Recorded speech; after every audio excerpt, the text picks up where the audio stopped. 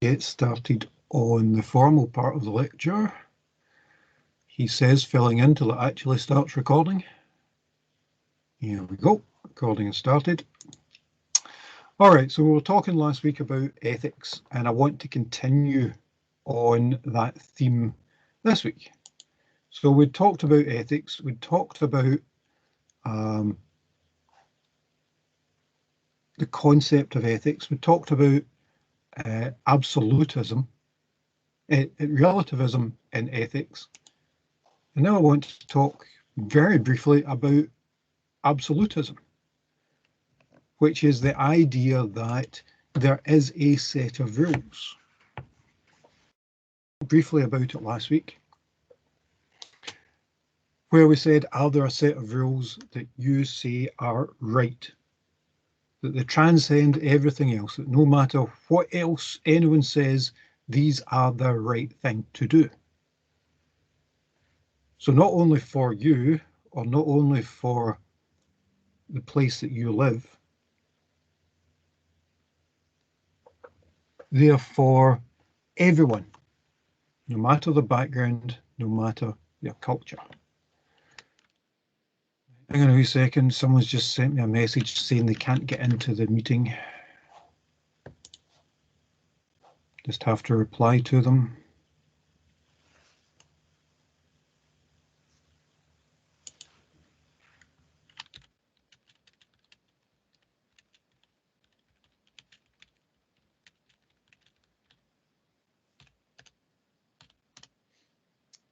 Okay, so we have this idea that there are some things that you just can't let happen. You might decide that the Inca practice of throwing babies off a cliff to appease the gods and ensure that you get a good harvest, no matter what the Incans thought, was a bad idea, and you're going to do something about it. But how can you be sure that what you've decided is the right thing is the right thing? How can you decide for anyone else what's right for them? You might be quite happy wandering down to the beach in a bikini and think that it's unfair that other cultures would stay fully dressed on the beach. But is it right to say that they're wrong? Is it right for you to impose your values on them? And would it be right to force them to do so? It's always been that way. There's always been people who think that they are the ones that know best. That's why we end up with royalty, because someone says, I know what is right and I will lead you and I will tell you exactly how to work. Oh, and by the way, if you don't believe me, I'll chop your head off. Most of these things tend to start with the threat of violence, and that hasn't really changed much to this day.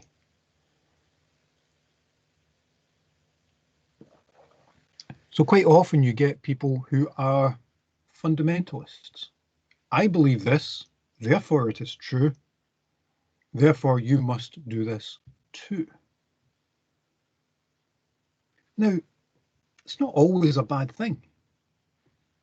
After all, we all make judgments about other people. We all decide whether or not we're happy with what we're doing. Taking part in an election is exactly that.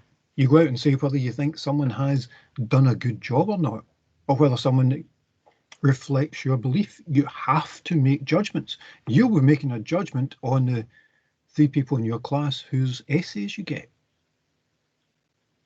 And that will be an absolute judgment. You will give them a mark, and that's what it will be. I make absolute judgments all the time when I mark your stuff, when I ask you to take part in activities, when I tell you what it is and how I am going to mark this lecture. I have to do that. But that may not be the case in all spheres. Where you decide that the only thing that can possibly be right is you, that may be an issue. Some of you have taken part in a in a forum where I've quite happily put up criticisms that I've got and asked for your input. But I've also written down my thoughts on them and asked for your input in that. You can always learn. There's always I mean, clearly for me it's a small chance, but you know, there's always a chance I'm wrong. And it would be wrong to dismiss that chance. It'd also be kind of silly to believe that there's absolutely nothing you could learn from everyone. So we have this idea that there's an absolutism in ethics as well. So we get to this point where we start to think, well, where do we stand on this? Are we relative? We're happy for other people to have their own beliefs, as long as they don't impinge on ours, or are we absolute? We say that something is wrong. In some ways, we live in both. No one is anymore going to judge you because you have a child out of wedlock, but someone will judge you if you kill that child. So we have both a relative and an absolute set of frameworks running at the same time. The question that we have to decide is, which one is the right one? Are we happy with them? Do we want to change them? If we did want to change them, what would be the change? So we have relativism, we have absolutism, and maybe we've got those that aren't quite sure and don't really know. Any questions about that?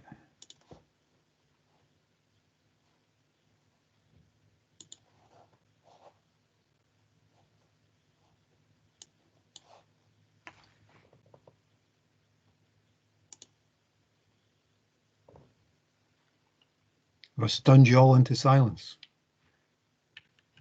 I think everybody's just in an anxious state because we realise we've only got 2 weeks before we do this essay, so we're taking everything in. It's a short moment. People always worry about this.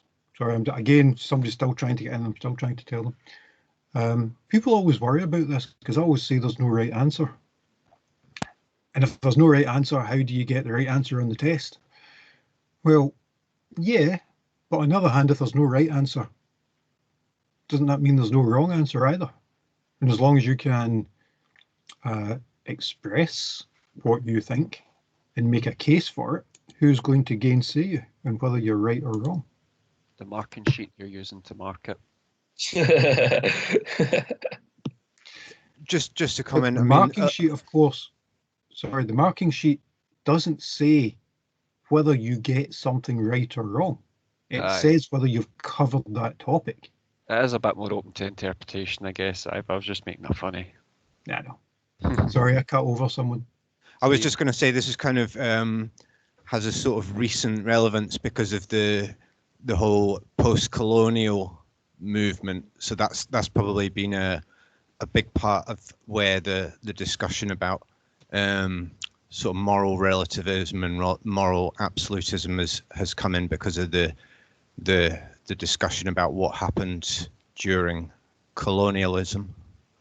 Absolutely, and we've seen the stuff on the news about statues being toppled, buildings being renamed.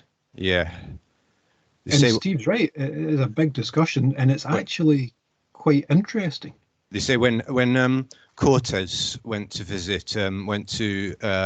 South America, and he went to visit Montezuma, who was like I'm not sure, Inca or Aztec leader. Aztec, I think. Okay, Aztec leader, yeah. And so Cortez went to visit Montezuma, and Montezuma had like a human heart burning in what was called like a brazier. It was like basically a fire. Just had like a human heart burning in a fire.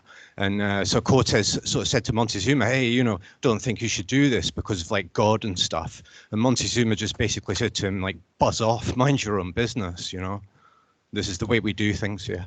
That's kind of a rough description of what happens, but I think that's roughly historically accurate. Yeah, and of course, that happens up until the present day. Oh, aye. Like Cortez was really upset about a heart in a jar, well, I'd hate to see him walk into a transplant hospital today. Or what about others who have religious beliefs on what sort of medical treatment you can have? If you're a Jehovah's Witness, for example, you can't have a blood transfusion. There are countless examples of people dying because they've refused treatment because of their religious beliefs. I'm not sure I could defend that, but I'm sure they absolutely could. The debate that we've been having in terms of pulling down statues and changing names on buildings and things is absolutely one that we have to have. And it's actually rather good that people are taking notice of this. The other side of the coin, of course, is it fair for us to judge people from 200 years ago who were living in a very different time? Can we understand what it was like for them? From my background, for example, I wouldn't have had time to worry about moral relativism because I'd have been too busy wandering about trying to gather enough sticks to keep my house warm. Maybe the idea that I could sail across the ocean and steal it from somebody else may have been quite appealing to me back then. And I was less worried about the morals of it than I was about, not dying.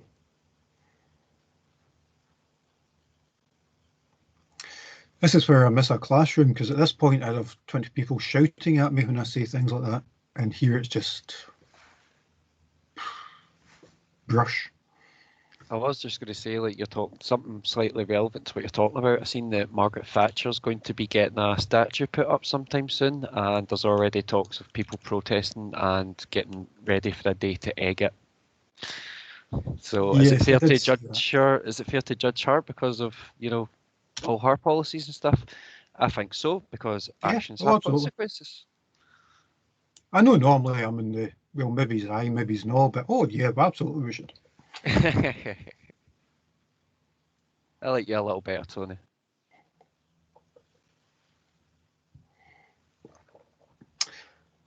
Okay, so we've got these. Let's go down to London and get this statue sorted then.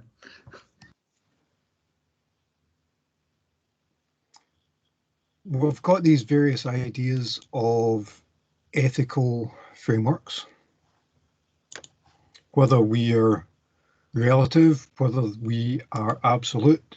So we get this idea that, as I say, in our society, we have both. We have both relative ethics and absolute ethics, which means that we get to live together having different beliefs, but all saying, right, no, this far and no further. And we'll talk a wee bit more about what that no further is when we look at legislation.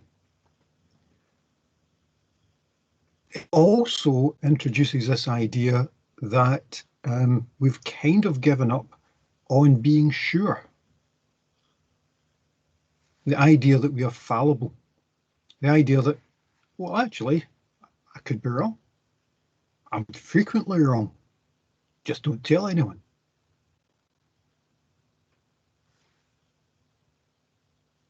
Disagreement isn't bad. Disagreement is good. Disagreement allows you to talk about things and understand things and come up with approaches to things. The difficulty comes when disagreement descends into argument or worse. We use it in our society all the time. People disagree on what is right. Declan and I have just introduced Margaret Thatcher.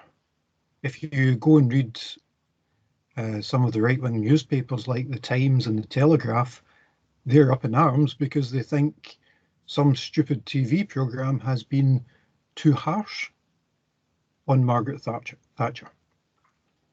And they say that actually a programme on Netflix should be given a warning that it's not true, presumably on the basis that somebody might actually mistake Gillian Anderson for Margaret Thatcher. It all becomes a bit tricky. And again, that's all right. I don't see how Gillian Anderson's stunning.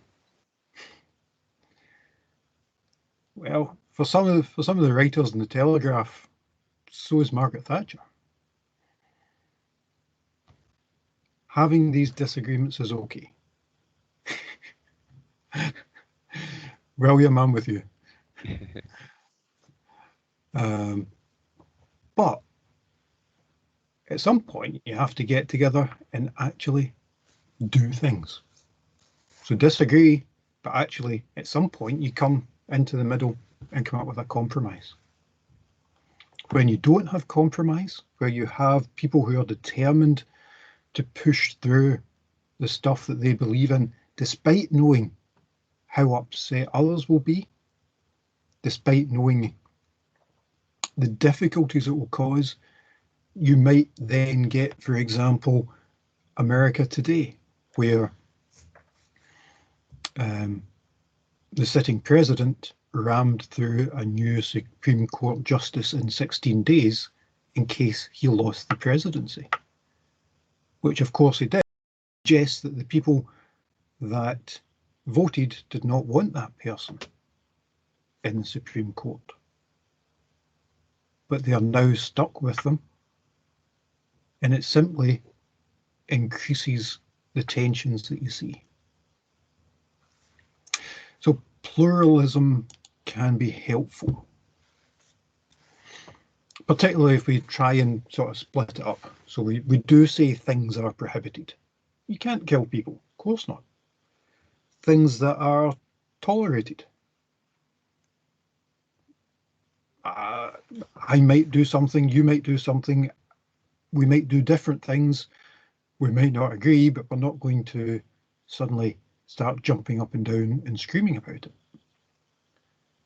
And a third one, an idealistic view of what we might do, an idealistic view of what a society might look like. And we can start placing things in these categories. Everything that we do, everything that governments do, everything that courts do, we can place them in those categories and decide whether or not it's worth it for us. So again, that's a very short one. Any questions about that one?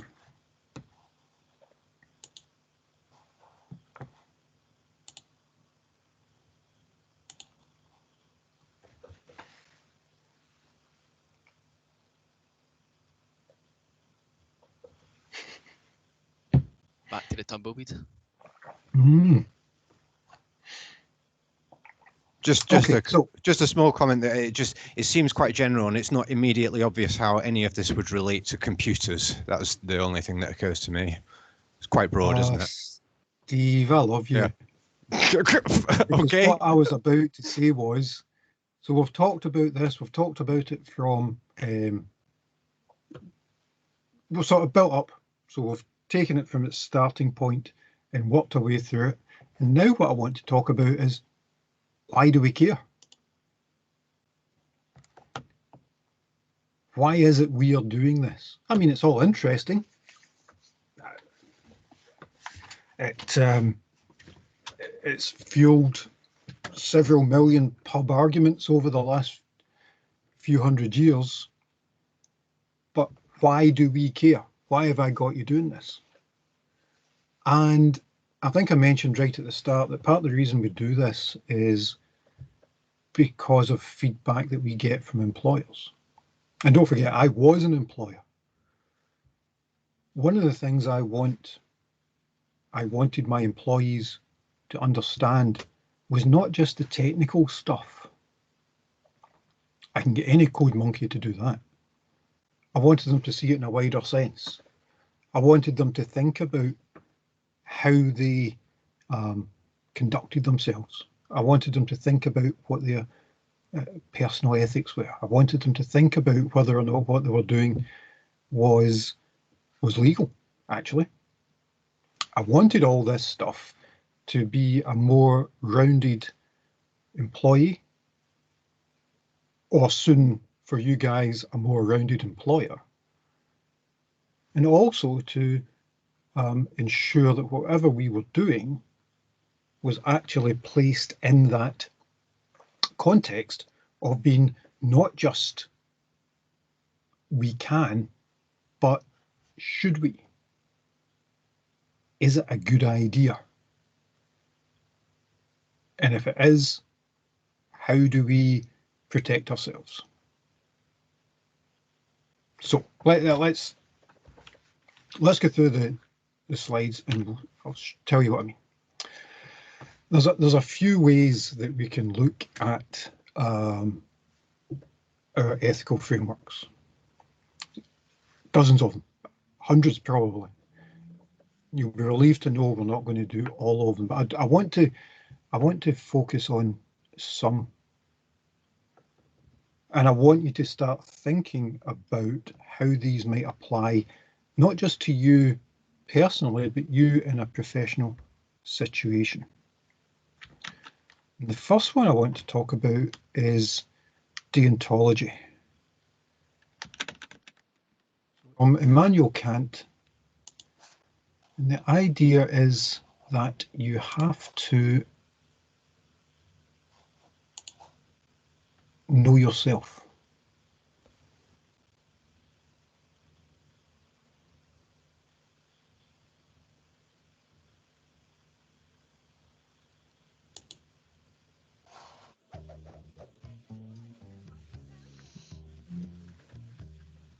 The words, know thyself, gnothi auton, were inscribed in stone above the ancient Greek temple of Apollo at Delphi.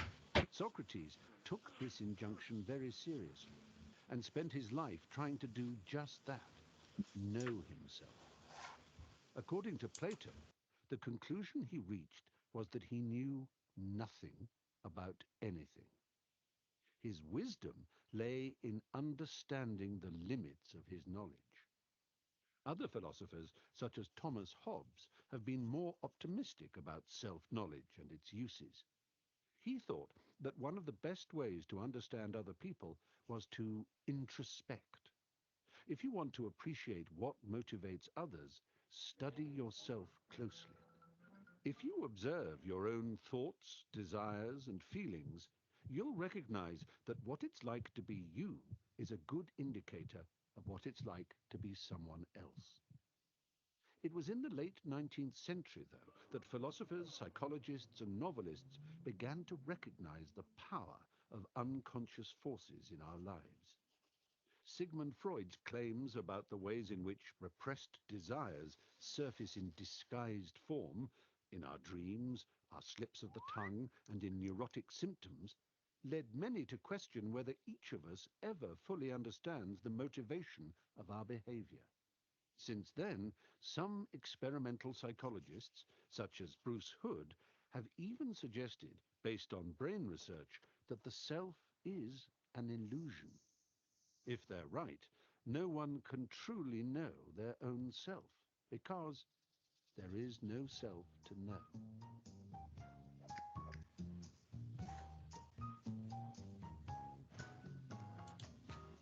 Whoa, heavy, man. I was going to ask you, Tony, have you ever seen the Netflix show The Good Place? Oh, yeah. I saw maybe the first 3 episodes, and then I don't know what happened. For all this kind of stuff that you're throwing about ethics, because Kant and there's quite a lot of other philosophers. I was speaking to Junkang last week about the trolley problem, and they've got that in the show. I just think it's really good. It might be a bit relevant to this.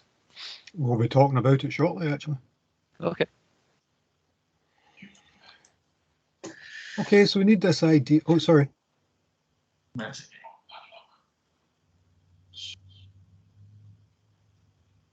Sorry, I thought someone was going to say something there. Steve, is that Mohammed that I've been? What? What's happening? What have I done? Mohammed's still not getting in, no. Yeah, Huh? he just posted on the on the post that he said it didn't work for him. And help. Yeah, I've been getting. Oh, he's in now. All right, there you go, sorted. Okay, so it does sound all a bit hippy dippy and all that kind of stuff, but you have to actually, to address these things, think about other people as well. It's the old thing about before you judge someone, walk a mile in their shoes. The worst that can happen is you're a mile away and you've got a new pair of shoes. So it's all. Again, no idea if that was a good joke or not. I'm missing seeing people in front of me. At the worst, I would have a few groans. But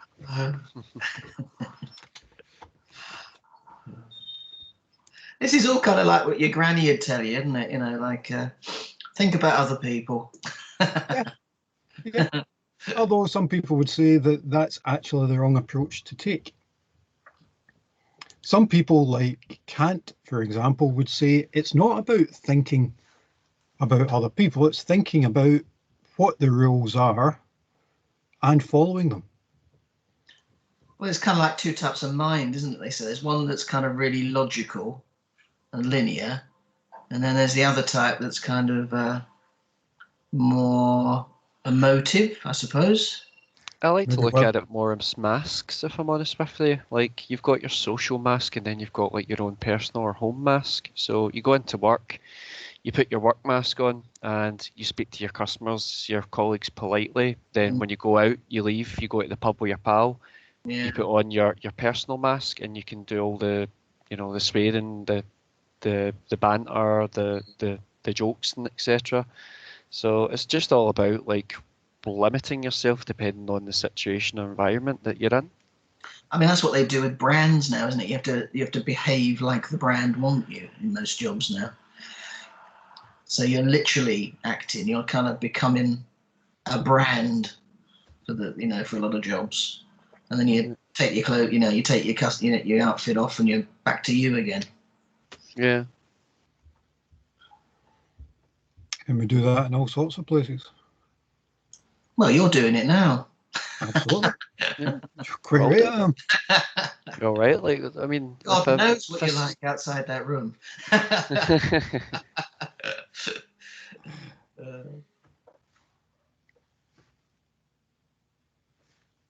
Some people see things in shades of grey. Some people see them in black and white. Kant thought of things in black and white. It's about duty. It's about absolutism. It's about this idea that if your king tells you to go and kill somebody in another country, you quite happily trot off and do it and don't ask why. Well, it's like Beckett, isn't it? Those barons and Beckett. Saying, and the king goes and says, "I'm fed up with that bloody archbishop. I wish somebody would go and kill him for us." And they went, "Oh, we'll do it." And they ran off and did it. And the king went, "Oh, whoops, didn't actually mean that." Yep. Be careful what you say. Will no one rid me of this? What was That's this? it. Yeah.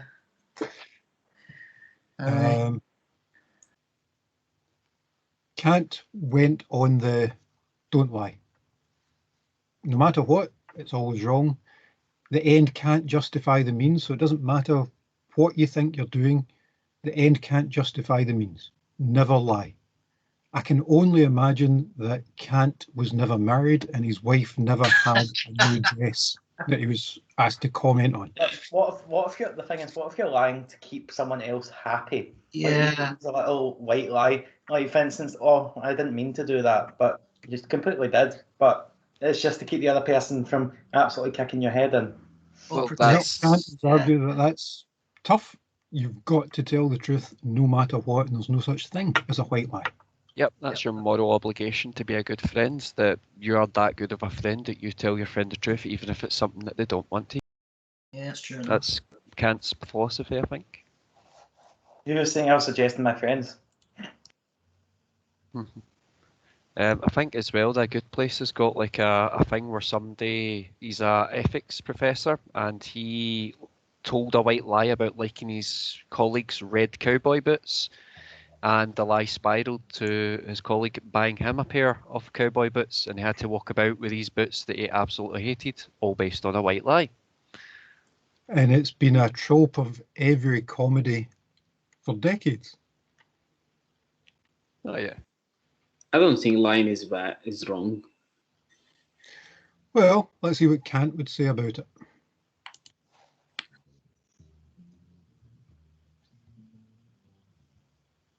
A sinister-looking man Can't hear it. knocked on your door and asked you where your best friend was. Would it be morally acceptable to tell a lie? Immanuel Kant, surprisingly, thought it wouldn't. The example of the would-be murderer is his. Tell the truth is what Kant called a categorical imperative, an absolute duty, one without exceptions. It applies to everyone, whatever the consequences. In fact, Kant argued that if you told a lie which, by chance, led to the Axeman finding your friend, that would be on your conscience. So if you tell the Axeman that your friend is not in the house when he is, and your friend then sneaks out the back door and bumps into the Axeman, anything that then happens is, to some extent, your responsibility. But if you told the truth, then the consequences for your friend, no matter how grisly, should not be on your conscience. This brings out how different his moral stance was from utilitarianism, the philosophy that you should do whatever brings about the greatest happiness. A utilitarian would think about the consequences of telling the truth or of lying. In contrast, for Kant, some actions were just wrong, even if good consequences might flow from them. This is known as a deontological approach to ethics.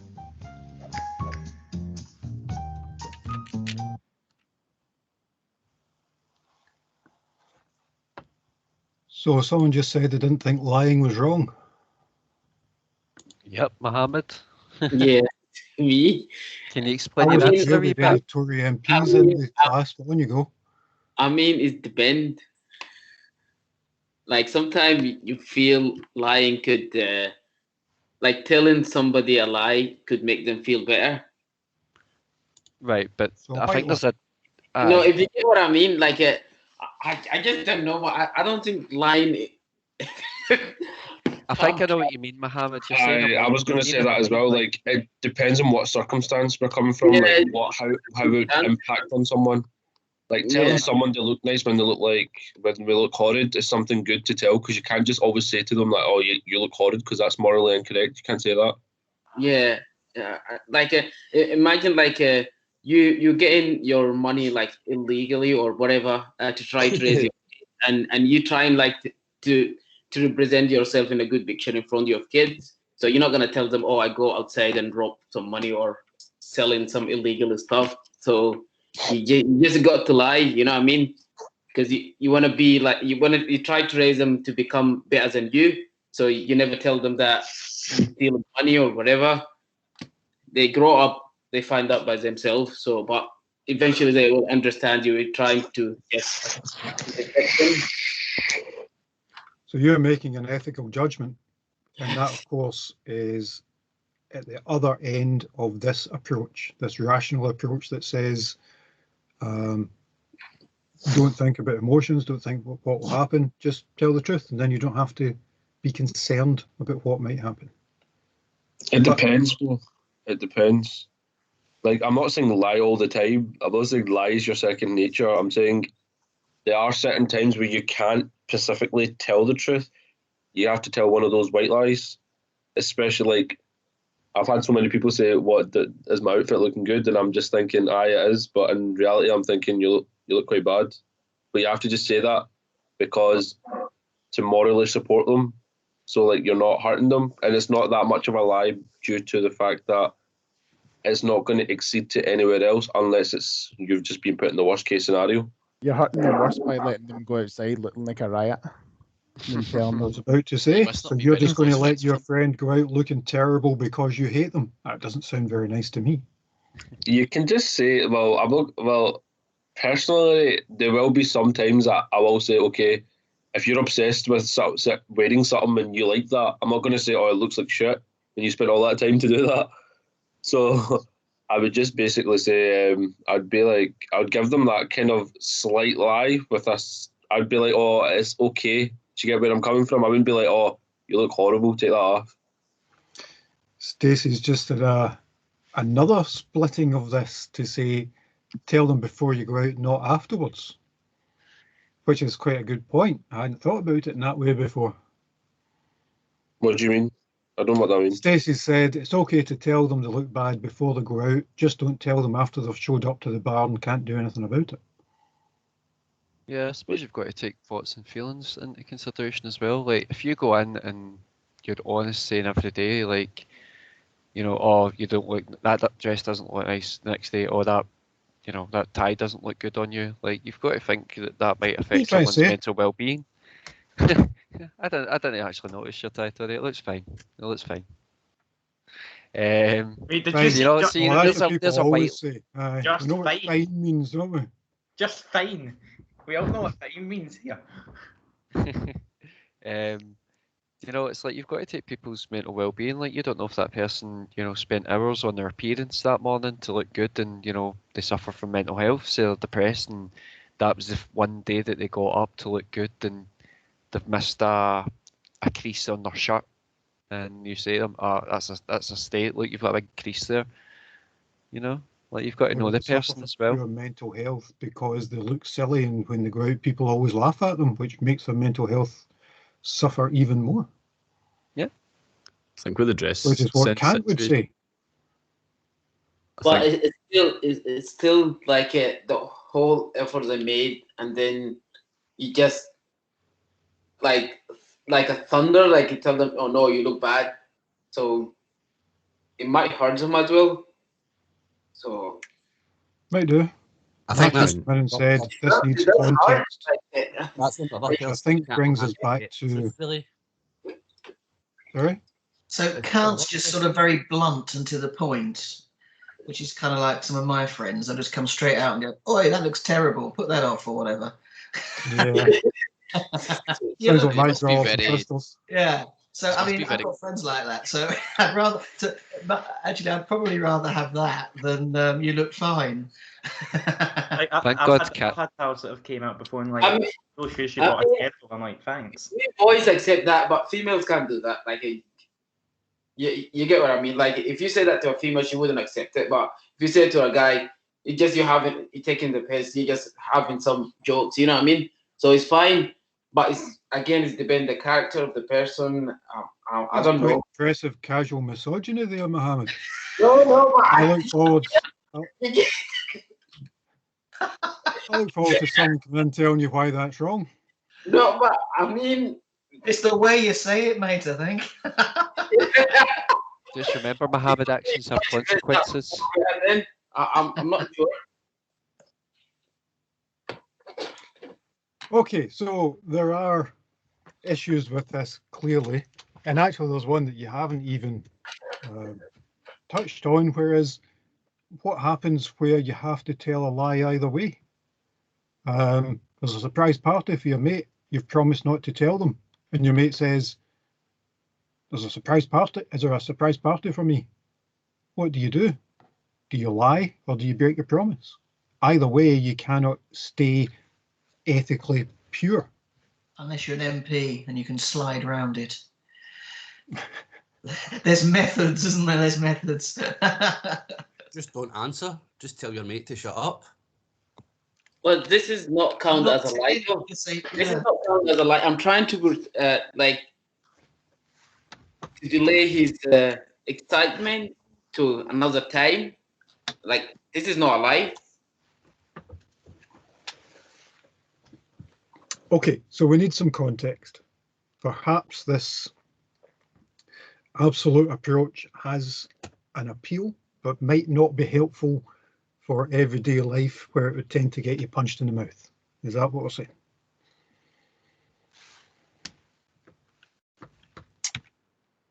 Okay, so let's think slightly differently then. Let's think about what might happen, because that's what you're talking about here. You're talking about what would happen if you did something. It's called consequentialism.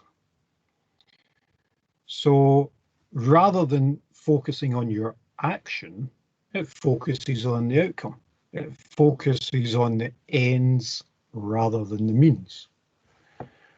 And it's what you guys have been talking about. Maybe telling a lie is better than telling the truth.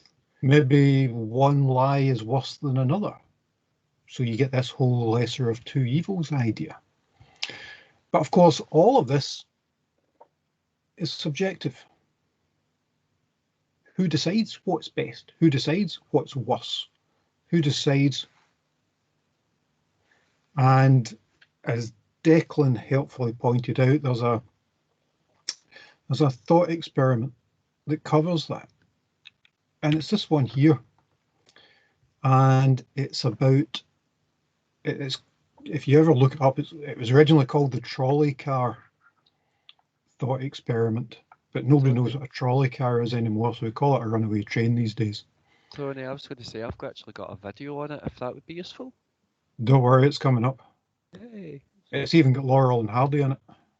Mine's has got mine's is from that show, The Good Place. It's quite funny. It's got good comedy value, Right. but fair enough. Post it on the chat. All right. So there's the thing. You can see the diagram. Train going towards a track, and there's 5 people, because this is, of course, taking place in a silent film with some guy with a big moustache that he twirls and has tied people to the tracks. And it's going to run over those 5 people. But you're there, and you're a hero, and you've got a switch. And you get to hit the switch and save those 5 people. Now, granted, there's one person on the other track, and you'll kill them. So, should you flip that switch? And also, just as importantly, would you? Except the thing is, with this situation, you're playing the hand of God in this sense. Of you're deciding of what's happening to others' fates. And that's the point about the would you. So you can discuss whether or not 1 is better than 5 or not. And then you have to go into the, well, even if you know or have decided that it is, would you actually be able to do it? Would you actually have the strength to do so? And Jack's right, there are simulations all over. In fact, you can go online and take some of these, and there's links to them on Moodle. As he rightly points out, not flipping the switch is as much of a decision as flipping the switch is.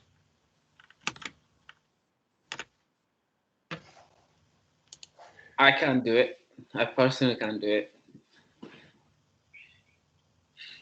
At the very least, you're going to be responsible for someone's death if you don't or if you do.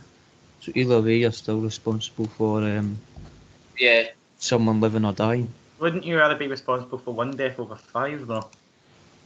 But what if that 1 is the guy that cures cancer, and the 5 are convicted criminals? But what if one of the 5 is one of the cures cancer? It's the same But- argument. Yeah, that's my point. You don't know who you're killing or who you're letting live. What if the 4 is 4 Tory MPs and the 1 is Bill Gates? Yeah, then, Yeah, you the know, Tory you've got the MPs can Tories. get it. The Tory MPs can get it then.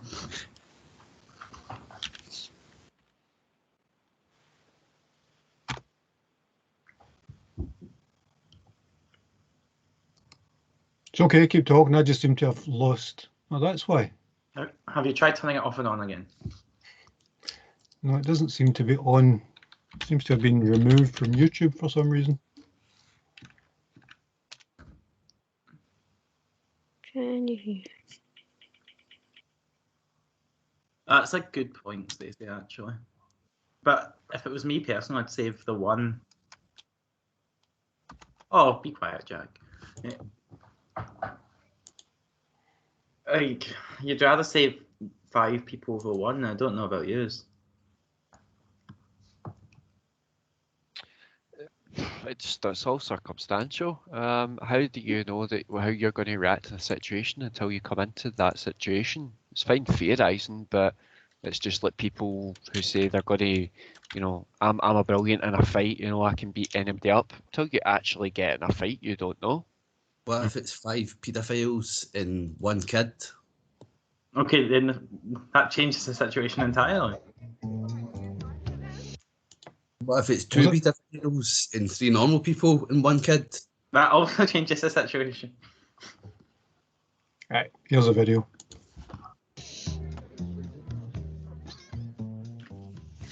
A runaway train is heading towards 5 workers on a railway line. There's no way of warning them, but you're standing near a lever that operates some points. Switch the points, and the train goes down a spur. Trouble is, there's another worker on that bit of track too, but it's 1 fatality instead of 5. Should you do that? Many people think the right thing to do would be to switch the points, to sacrifice 1 to save 5, since that produces the best outcome possible. Now imagine the train heading for the workers again. This time it can only be stopped by pushing a very large man off a bridge. His great bulk would stop the train, but he'd die. Should you do that? Most people say no. But why not? Both thought experiments are cases of sacrificing 1 to save 5. What the trolley problem examines is whether moral decisions are simply about outcomes or about the manner in which you achieve them. Some utilitarians argue that the 2 cases are not importantly different from each other. Both have similar consequences, and consequences are all that really matter. In each case, 1 person dies and 5 are saved, the best option in each harrowing situation. But lots of people say they would switch the points, but they wouldn't push the man off the bridge. Are they simply inconsistent, or are they onto something?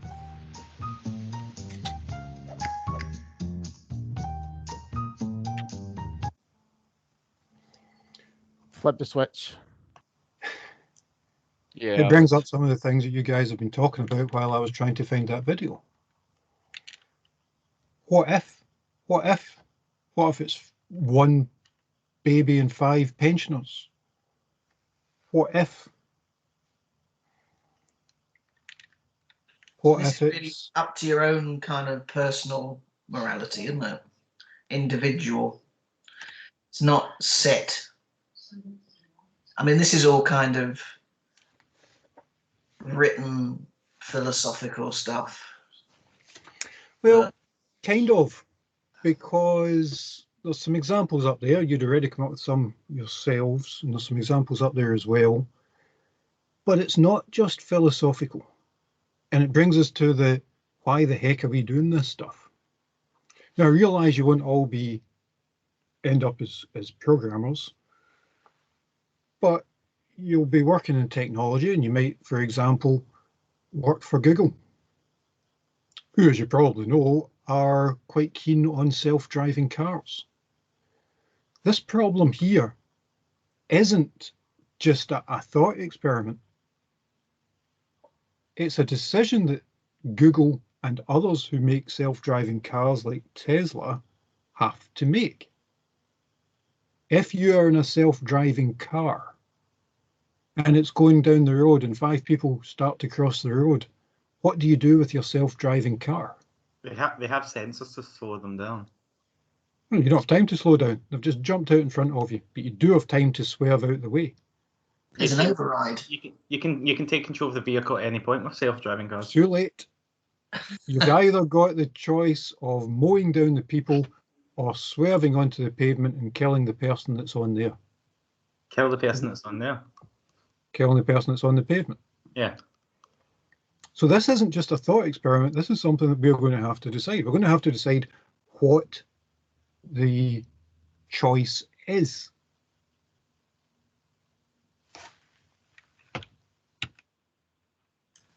And of course, as we all know, nothing can ever go wrong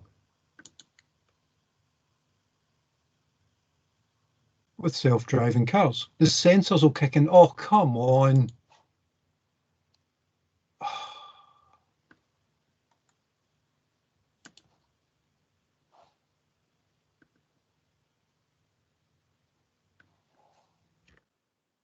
What I was going to show you was a nice wee video where somebody knocked down.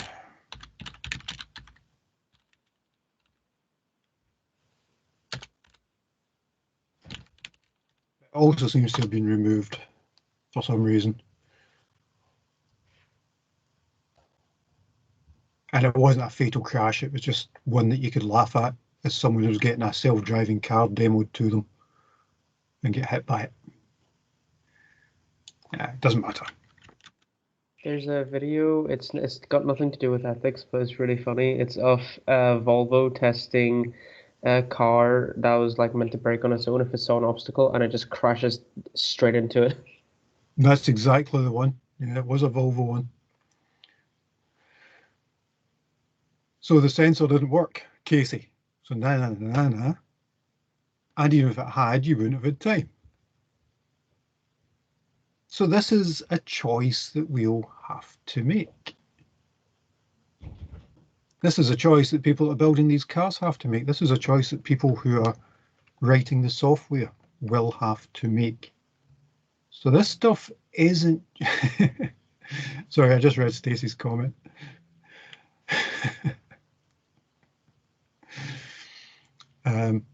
This isn't something that's just, oh, well, this is fun to talk about. This is something that you'll be involved in. This is something that you will have to decide. And again, there's a link to this. There's some research on this about what you would do with a self-driving car. So which of these would you do? People, you know, kids run out from a school, run onto the road. You can swerve and avoid them, but you'll kill somebody on the pavement. One person runs out onto the road and you can swerve and avoid them, but they'll kill you. Where is the line? And possibly more importantly, who decides what that line is? I'm saving myself. Save yourself. I can only imagine that you're a Mercedes driver, because Mercedes in their Cyclist, normal... actually. Sorry? Cyclist.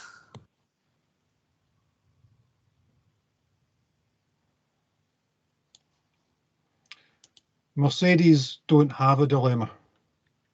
Mercedes have decided, yeah, kill the pedestrians. Very German. Are you happy with that? I mean, I can kind of understand it because every Mercedes runs about with a target on its bonnet so you can actually line them up and just kill them anyway. But... That's funny. So Mercedes have made that choice. And they're going to kill pedestrians deliberately. There used to be a name for killing people deliberately, but it's gone. I can't quite think of what it was called now. Slaughter man, maybe? It's in America. So that's kind of why we're doing this. That's a very obvious one about where the decisions that we will make and the decisions that we will have to make might actually result in what many people would call murder. Wait, Tony, do you agree with the self-driving cars then, huh? What I'm going to do is swerve that question in the same way as the cars swerved, because we've been doing this for an hour and a quarter now, and I think some of you need a break. I know that I do. So will we take 5 minutes and we'll come back and it'll give you a chance to have a think about this stuff. Sure. Magic. Yeah. All right, let's take a 5-minute break then. I'll see you in 5. Okay.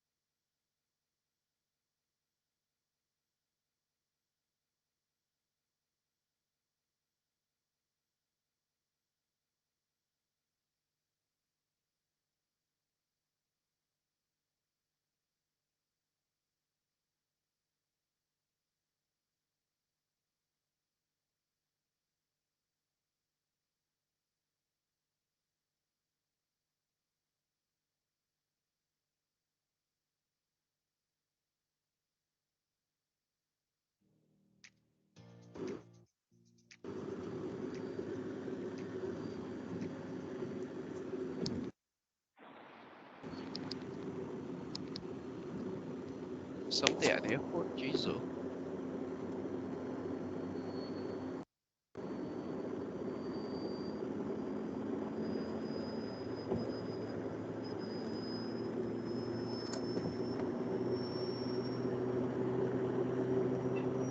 You're in a flight, or man?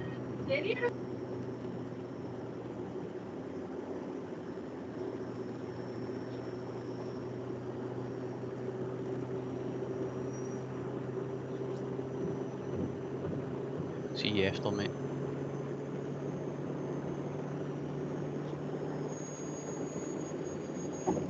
Jeez, though, that's like a rocket taking off.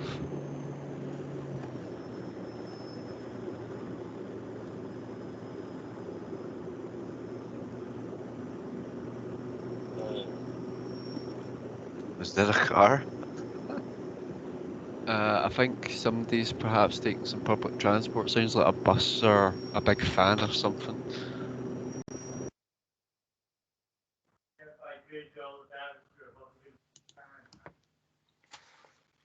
Yeah, sorry, I couldn't take that. I had to mute everybody. So if you want to come back in, you need to unmute yourself. I don't know what they were doing, but it was very annoying. That was Umad that had the jet engine taking off. Yeah, we could all see.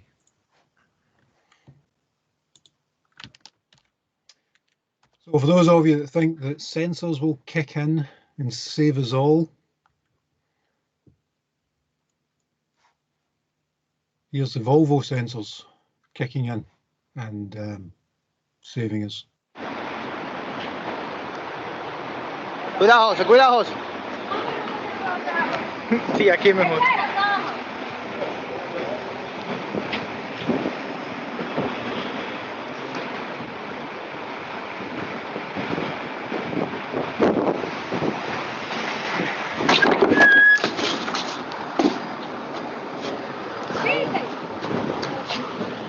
Ahí no funciona. Me pasó, a ver. Sí. Yeah. I take it the devs for that have never seen iRobot. Three rules of robotics, or the 3 laws of robotics. I can't remember it.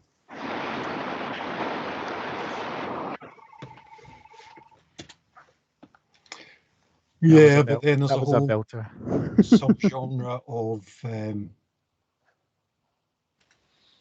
of sci-fi get devoted to getting around the 3 laws of robotics. All right. So the point is, we are going to have to deal with this stuff. Maybe not as dramatically as a crashing car, but actually, again, if you look on Moodle, you'll see, to stay in the automotive theme, links to the Volkswagen scandal. For those of you that don't remember, Volkswagen had altered their cars so that if it was on a test rig, it would emit fewer particles. So basically, it would pass the anti-pollution laws. It sensed if it was on a test, and it would sense if it was on the road, and it would respond in different ways. Guess who the first person to go to jail for that was?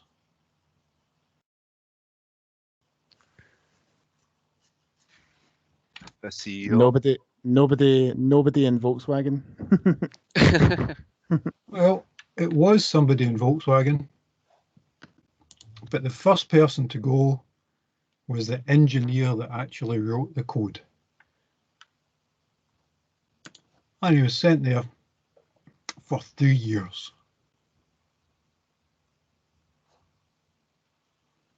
And fined $200,000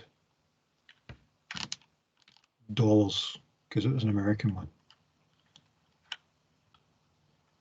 The people that told him to do it, well, that's still rumbling on because they had more money.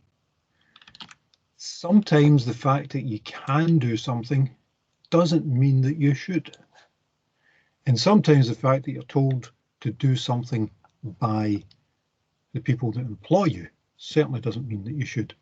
And you should have your own ethical framework to allow yourself to make those choices for yourself. Isn't that also why unions exist within companies in case? Yep. In case like the CEO does a decision that's so out of the question that then the union stands up and then it kind of overrules his power, because they'll have powers to overrule the CEO's decisions. Yeah, the union don't have any powers to overwrite that. All the union can do is get everybody to say, no, this is wrong, no one's doing it. And if you insist on going after someone for refusing to do it, then we will all come out.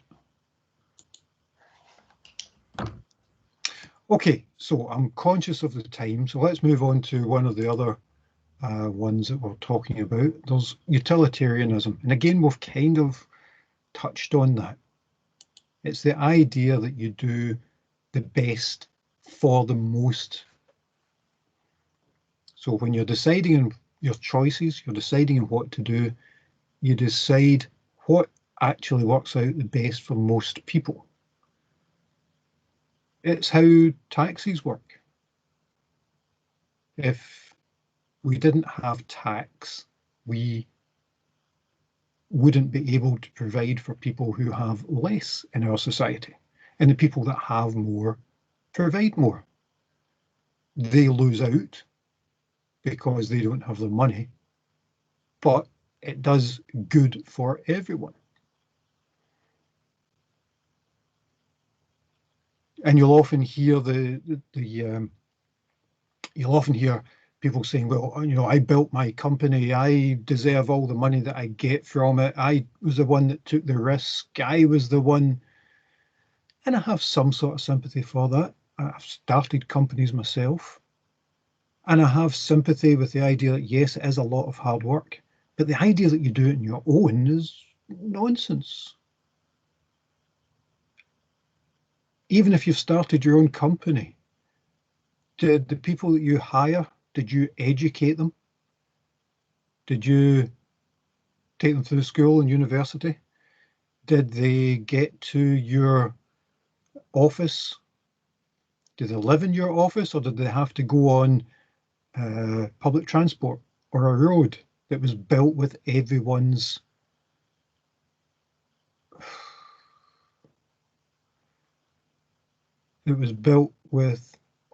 contributions? All of these things happen because everyone's involved. And yes, some people may work harder at some things.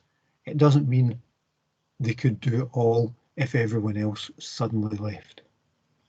So this idea that we get the greatest good for the greatest number of people can be quite appealing. And it's kind of an extension of consequentialism, the idea that you increase everyone's happiness. So utility, you can measure it in lots of ways. Happiness might be one of them. And you can look at that at a micro level on one person's happiness, or you can look at a macro level and look at everyone's happiness. And in fact, there's signs that some governments are moving towards that. It's less about how much do we spend than how happy are the populace.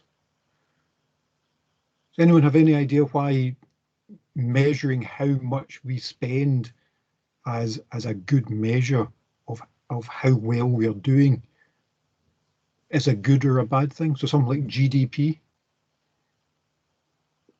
Well, it improves it, doesn't it? What improves it? How much we're actually paying out. The GDP goes up. It just calculates the purchase power. Yeah.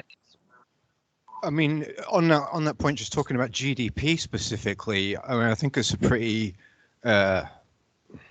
solid fact that GDP goes up during wartime. Oh, that's the point, because people want to actually feel better, don't they? Well, no, I think GDP goes up during wartime because the nation's actually producing more. I mean, if you want GDP to go up, then one thing you can do is produce guns and bombs, because guns and bombs are part of the national part of GDP, of course. So does anybody actually think that that's supposed to be a good thing, or that's something that we should be aiming for as a society? And it just goes to show why GDP is a very poor measure of public welfare. Yeah, look at Russia.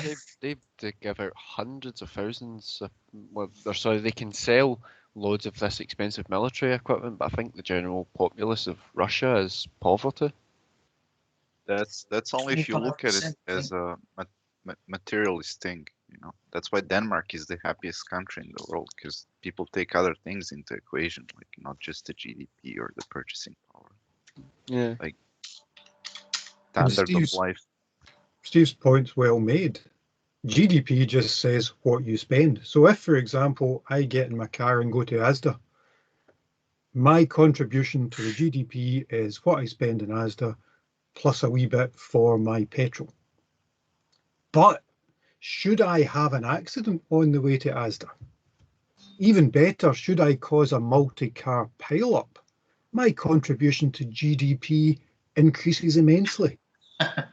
Because I am contributing to the ambulance men and the firefighters and the policewomen and the fact that people need to buy new cars and all the mechanics and all the spare bits. So in terms of pure GDP, me causing a multi-car pile-up is far, far better for the economy than just, going and buying a pint of milk. So GDP is a very tricky one, and it's why it's a very poor measure of what happens. And it may be, sorry? I was just going to say, you said earlier as well that it'd be very difficult to benefit anybody without collecting taxes. And I mean, that's pretty debatable, really. I can think of a couple of large groups of people who would seriously disagree with that. I mean, for instance, communists. That's one group that would possibly go completely against that. Anarchists, maybe. Anarchists are very much against collecting taxes, and libertarians as well. So, and I mean, we haven't always collected taxes. Why do you think the communists were against the taxes? They just had a different model. Like, that's not. Yeah, that's true, but didn't communists aim to see the state completely wither away eventually? Surely, I mean, their exact vision wasn't maybe completely specified, but they wanted to dismantle the state ultimately, didn't they? No, it's something called self-contribution. They didn't call it a tax. They just make it looks like you're voluntarily contributing the money, and then they build things from those voluntary contributions, making it look like everybody contributed, and they built that. Yeah, sure. It's just a tax, but sugar-coated tax. Sure, but I mean, I thought like Marx's original vision was that the state would wither away, and everybody would basically just voluntarily benefit one another. People would just basically give away everything that they produced. Wasn't that the ultimate vision? Not everything, but voluntarily. Yeah, so it's a little bit different from tax. I know what you're saying. It might be effectively the same thing, but it's a slightly different vision. Tax in the West is made like something mandatory you need to pay, and like communists made it like look like, we all work together, we all contribute, and then we have all these nice things. It just didn't work, But then, I mean, again, taxation hasn't always been in existence. And I mean, in the archaeological record, there's evidence of people that were very disabled who we're talking way back in like Neolithic times, talking Stone Age era, who were very disabled, who had been looked after must have been looked after by the entire tribe because they couldn't have possibly survived by themselves. And that was pre-taxation era. I mean, there's always been such a thing as communal help and sharing, hasn't there? Even before tax. My personal opinion is that the best model lies in between communism and capitalism, something in between. Like the Scandinavian countries, they give 40% of their taxes to the country, but they have a better quality of life. Like they pay more, and they are aware they pay more, but they get more for that. Everybody gets more. Yeah. Well, they've got better politicians than us. Yeah. Community You minded. get the politicians that you vote for, and you can chat about this in the touring. Sorry, not in Scotland, you don't.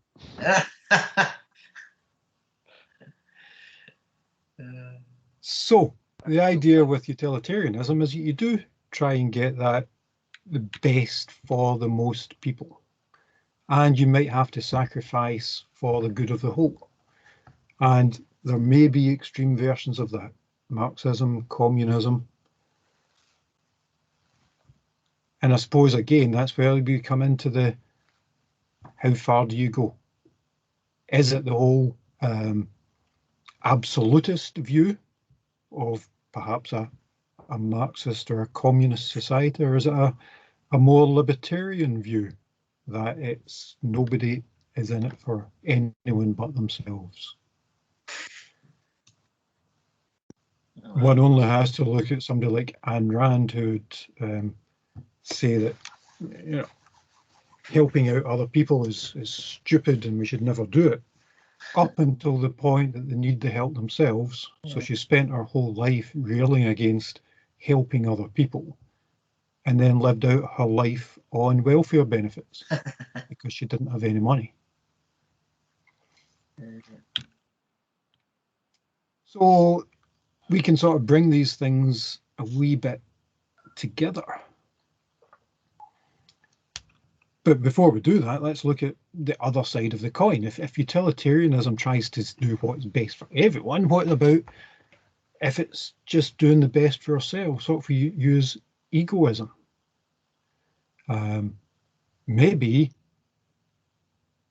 the question we should be asking is, well, no, I don't care what happens to anyone else. The question is, what's in it for me? And if there's no advantage to me, why should I do it? But that then suggests that anybody will never help anyone else. And if you walk past someone drowning and they ask you to throw them a life raft, the question is, why would I? How does that help me? So you get these extremes of how things might work. There is a video of that, but again, I'm conscious of time, so I'm going to jump over it. Existentialists. I'm really loving these comments, by the way. I'm not reading them all out, but I am reading them all, and it's fantastic to see them all.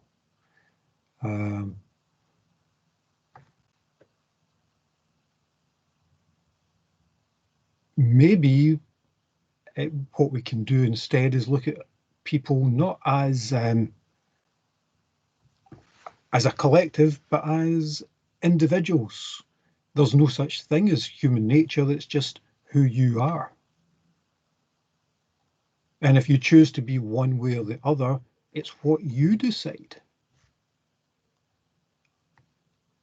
You've decided to be good, whatever good may be. You have decided to be bad, whatever bad might be, because of course you have to have decided what both of those are as well. And again, there's a video for existentialism, which I'm going to jump over, but there's a link to it. The Chisholm Project. I don't think I know that one.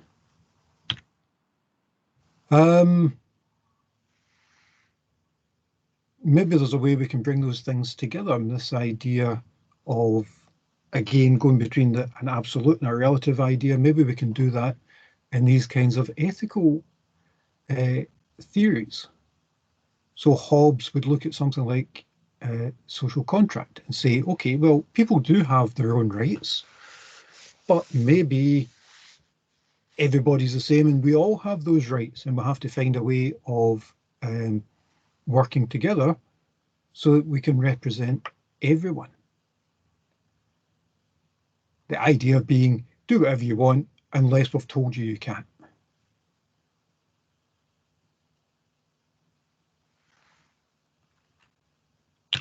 That's where we kind of move into having a legal system. Not a list of things that you're allowed to do, but explicitly a list of things that you can't do. Man, I would love a school trip, Stacey. Anywhere, commune or not. That's kind of the society that we live in. The idea that there's a social contract. the idea that there's some things that you can't do, but, you know, because it would be unfair on everyone else. But we're not going to forbid them. Yeah, you can play your music loud, go for it. But maybe after 11 o'clock at night, don't play your music loud anymore, because maybe there's a lot of people around you that need to get to work in the morning and need some sleep. And you might think, well, that's unfair, but it might just be as unfair for me to say, well, I've got my car and I think it's in my best interests to not stop for you across the road. We all have to live with each other, and there's a social contract where we do that. We don't have to help people, but we have to not do harm. And some of those things that are in the chat and some of the things that government are moving towards is actually maybe we can extend that social contract, this idea of not doing harm, to actually doing good.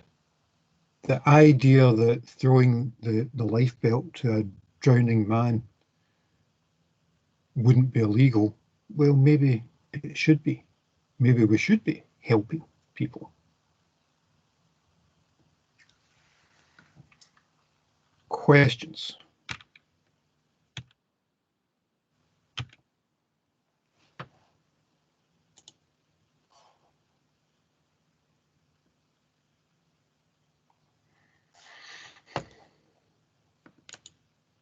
I know there's a system.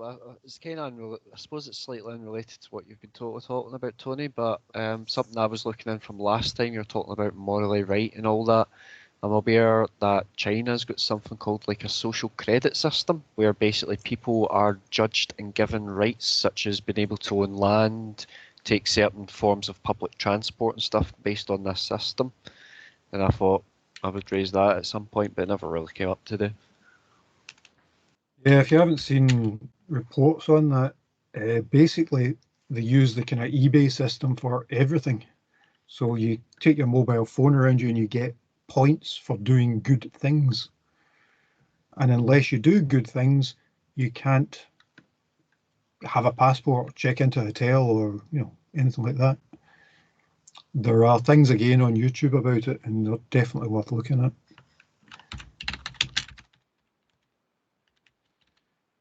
I found out about it from, it was basically, it's a YouTuber who does things, it's called the Absolute Mad Lad series, and it's about like a martial artist who was going around exposing the fake Chinese martial arts masters, and because he was attacking China's traditions and history, his social credit rating was plummeted because of that, and he had to give up membership to certain gyms and dojos and stuff. I'll put a wee link for it if anybody's interested. It was actually a really good watch.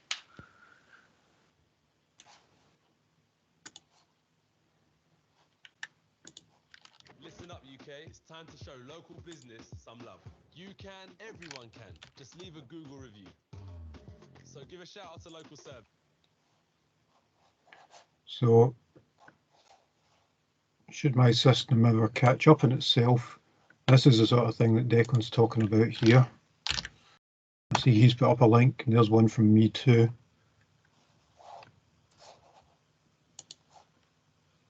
We won't watch the whole of this, just enough to give you an idea of what it's talking about. So, picture your life in a place where everything you do, what you buy, how you behave, is tracked. The government gives you a score, and the score is a measure of how trustworthy you are as a citizen and determines what you're allowed to do, like ever. Boarding a train, getting a mortgage, all goes back to this score. It's called social credit. It sounds like that show Black Mirror, but it's actually happening in China. So how does that change you? Does it change you? What does your life look like when your every move is watched?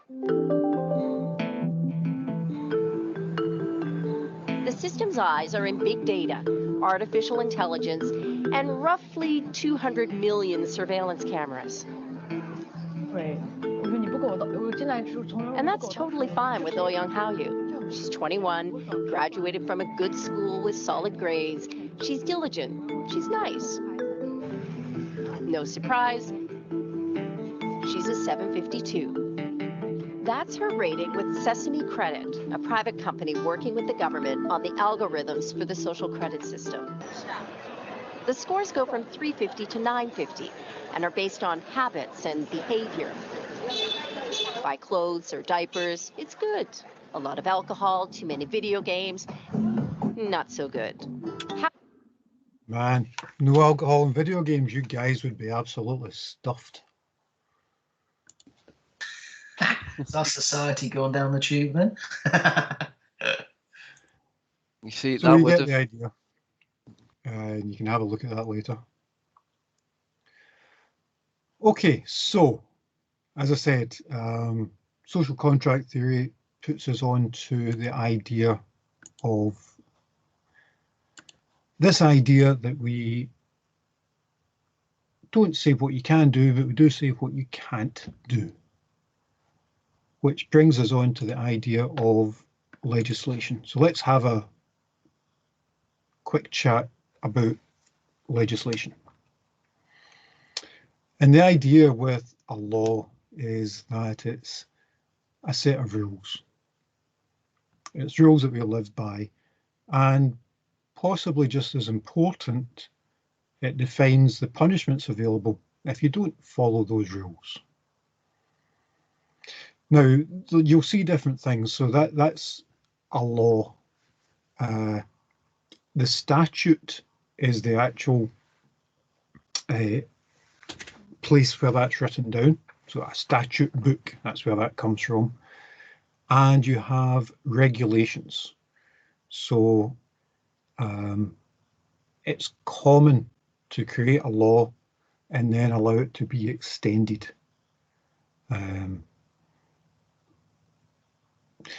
For example, there's the Health and Safety at Work Act 1974. And it was brought in to make sure that people are safe at work. And we're going to talk about it later. The only reason I bring it up now is because it has been continually extended with extra regulations to take into account things that weren't thought of in 1974. I spend most of my day sitting at a desk, looking at a computer screen on a chair. So there are visual display unit regulations that were brought in to ensure that people whose job that became didn't become ill, weren't subject to difficulties because of this new job. So they didn't have to put in a new law, they just extended it with an extra regulation. So we'll talk about all of these things as we talk about all the laws that we cover. Now we're going to cover some of them. You'll see them on Moodle. So we will talk about the REP Act, Health and Safety at Work, Freedom of Information, Computer Misuse, Computer Designs and Patents, and GDPR. So 1, 2, 3, 4, 5, 6, 6. Not because that's all you need to know. 6 because they're the kind of biggies for us in IT. There'll be other things that you come across. There'll be other things that you need to be aware of. This is just a start.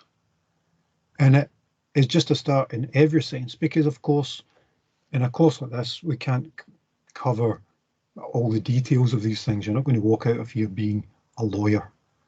But it does mean you'll get an idea of the legislative framework and how you fit into it. And I say the framework quite deliberately because, of course, the scope is different depending on where you are.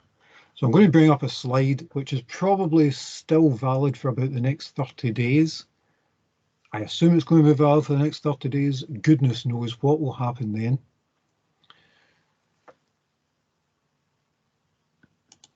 we have lots of different legislative frameworks under which we operate. So we are in Scotland, so we are under Scottish law. There's a different legislative framework in Scotland than in England and Wales. So we have our own legal framework. If you trade in England and Wales, you might be subject to their laws as well. Same thing in Northern Ireland, as they also have a different legislative framework. That said, some laws apply across the whole of the UK. So there might be some laws enacted at Westminster that don't apply to Scotland, but it would be quite helpful if they did. So they are adopted into Scottish law to become Scottish laws as well. And they're exactly the same, but they're still different because they've only been adopted. And we do the same with EU laws. We adopt laws into our own. And it's particularly important at the moment because, of course, for some reason, we appear to be leaving the European Union. And that's where the 30 days comes in. So at the moment, we are subject to EU law. We may or may not be subject to that in 30 days from now. There are some EU laws, such as GDPR, which we have been told that will still continue no matter what the state of our relationship with the EU becomes. But of course, they have not yet been put into legislation, and it's a mess. No one really knows what's happening. So when we're doing these and when you're answering them just in terms of the assessments, go by what's on the slides, but please be aware that law changes all the time, and particularly at the moment, it's a state of flux. So things can change in quite large ways very quickly. A global pandemic did not help with that at all. Well, that's certainly an excuse some people are making, but on the other hand, the fact that we're in a global pandemic has not appeared to change the approach to this at all. I seem to remember that we had an oven-baked deal that was ready to go over a year ago. It's almost like they lied, but surely not. Politicians would never lie. Someone pointed that out earlier.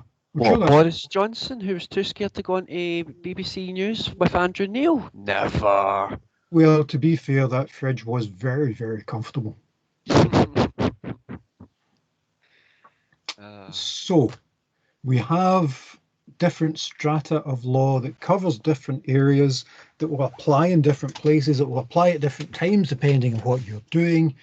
And you may be subject to not just Scottish, Westminster or European regulations, there may be other ones that you have to comply with depending on where you deal. It's part of the reason why leaving the EU is so stupid. We are suddenly going to not have to we're suddenly going to have to comply with a whole bunch of laws without actually being able to affect them. So if you want to sell your software to France from next month, there'll be a whole bunch of laws that you have to conform to, but you have no say in how they're set. Oh, William, that's terrible. Get back control. Don't think it's working, do you? And you're seeing the lack of forethought in a lot of the papers. So last week it was ski instructors apparently can't work in the European Union. Well, yeah, that was what you wanted, apparently. Yeah. Oh, and now they're complaining about second homes, aren't they, in Europe? We can only stay for 3 months. That was the one yesterday. Yes, you're not allowed into the. Why are you doing this to us? Because that's their law. That's what you voted for, you twats. Yeah, God. With their laws. This seems to be a branch of English exceptionalism that continues all over. And I do mean English exceptionalism because I don't think it's... Not in Scotland. Thank There God. certainly is Scottish exceptionalism, but I don't think it's to the same extent. Oh, it's much tiny amount, isn't it? So, lots of different laws, lots of different jurisdictions, lots of different... Yeah, leopards ate my face, exactly. For those that don't understand Chris's reference, it's the idea that people voted for the leopards will eat my face party because you may not agree with them, but at least they did what they said. And yes, you may not have a face anymore, but that's exactly what you wanted. Yeah, that's Brexit. I thought you were a Redditor there, Tony. Actually, I'm really on Reddit. I can't remember the last time I was on Reddit.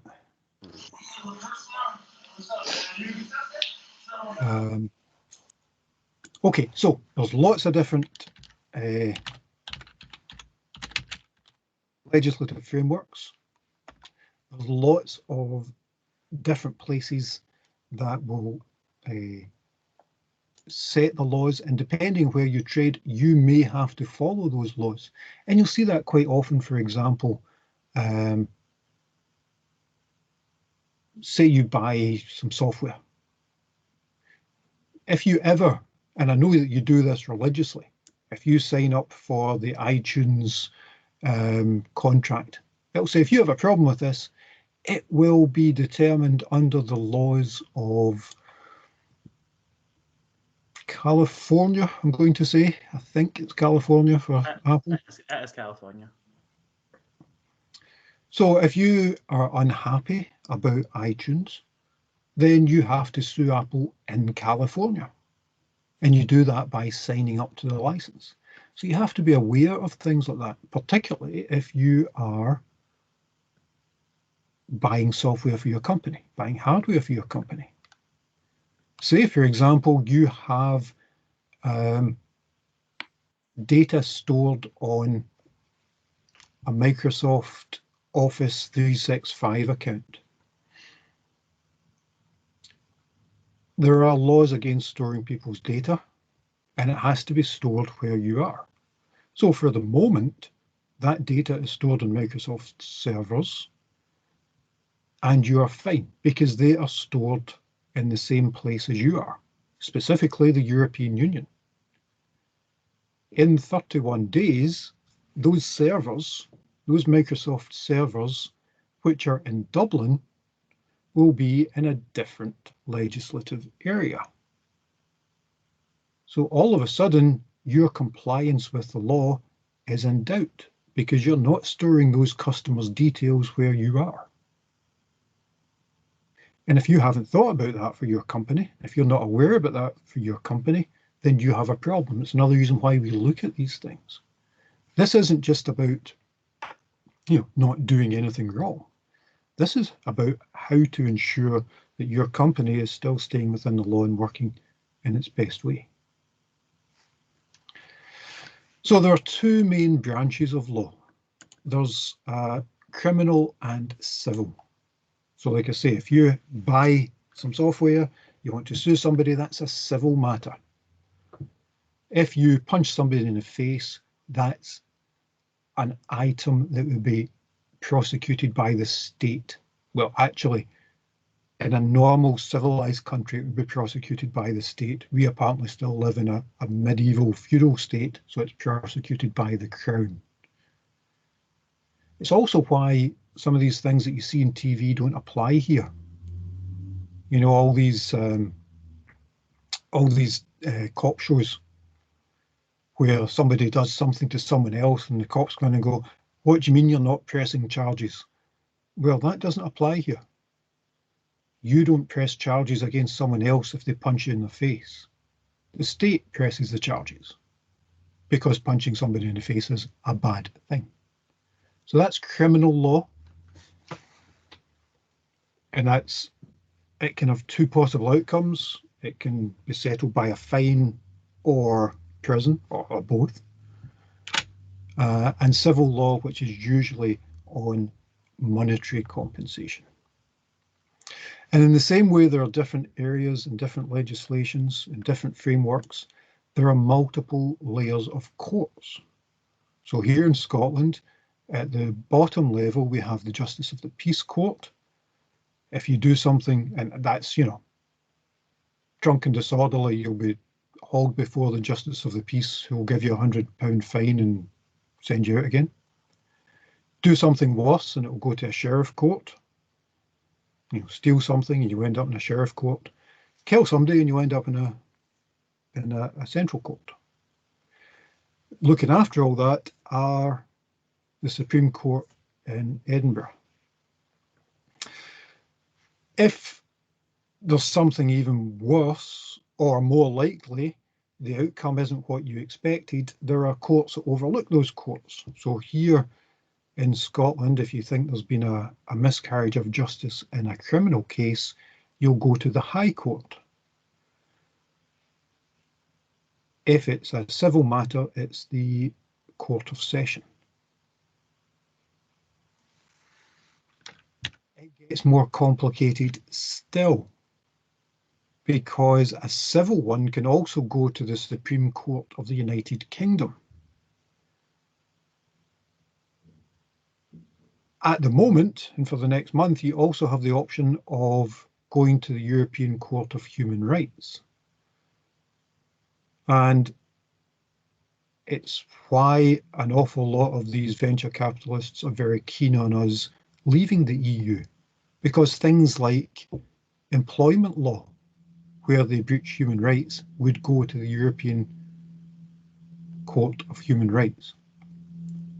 It's not about us looking after ourselves. It's about the idea that they don't have a way to sway a European court.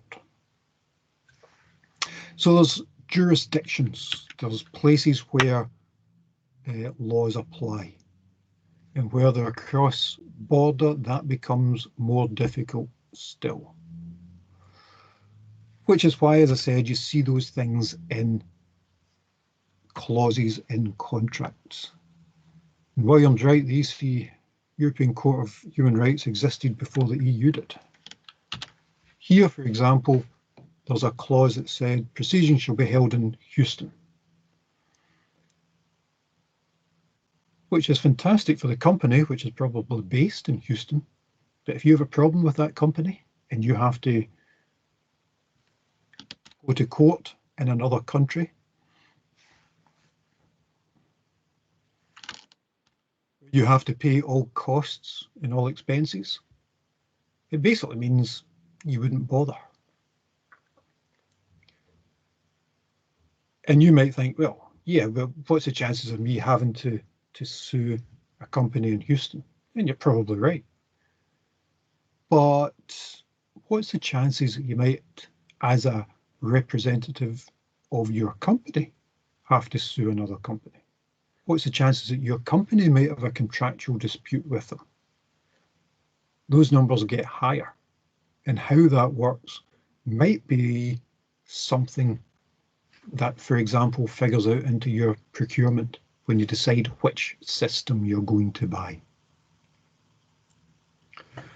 Okay, so we've gone all the way through from trying to figure out what's right to trying to decide what framework we're going to use. We're now in the point where we are in a place where we can start to define legislation and decide what we find acceptable, or more precisely, what we find unacceptable and what we do about it, if so. Anybody get any questions about that?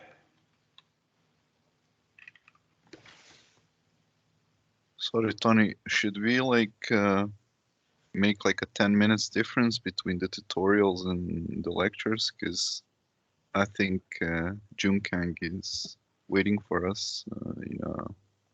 It probably is, because every week I have to send out a message saying I've overrun, and I've overrun again. I'll let them know, don't worry. No, I know, it's just... You're the Ken Dodd of the lecturing world. You mean bad hair and a tickling stick? Well, maybe, aye. Lights off, lights on. As long as you're not talking about the tax fraud, because I try and keep that bit quiet. Oh, shh. Sorry, I'm just typing up a message telling people that I've overrun again. And we'll come back for the tutorials at 3:30. There's a sandwich waiting for me. Hurry up. Oh, I am speaking as quickly as I can. Yeah, two finger type. Doesn't really sound like it. Right, anybody, any questions? Well, we need to write a section about legislation scope then. Yep.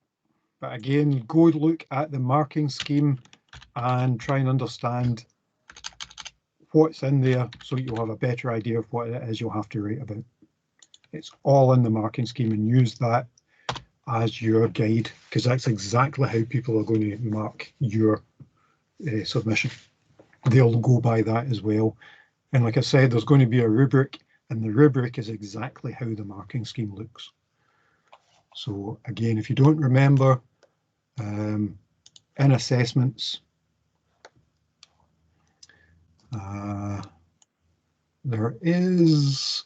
Should you, in your report, kind of put little asterisks next to where that, where you're actually kind of answering these questions, because your report won't be all about that.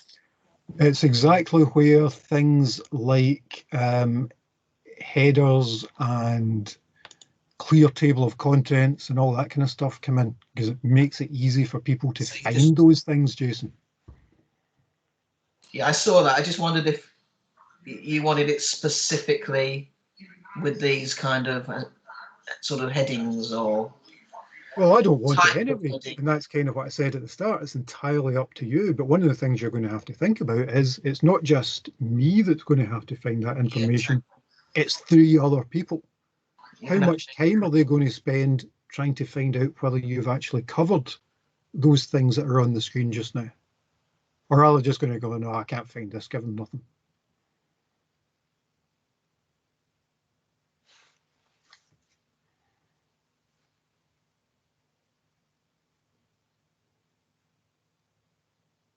It wasn't a rhetorical question, but I'm assuming that's answered.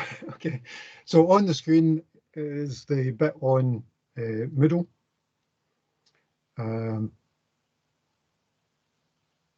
Telling you what should be in your report, how it's going to be marked, and you'll see it's subjective, not done, explained a wee bit, explained or explained well, and you'll get a different amount of marks. When you do your peer assessment, that's exactly how it will appear. And you have to give people marks based on that. So that's exactly how you should structure your, that's how you should structure your report, I suspect.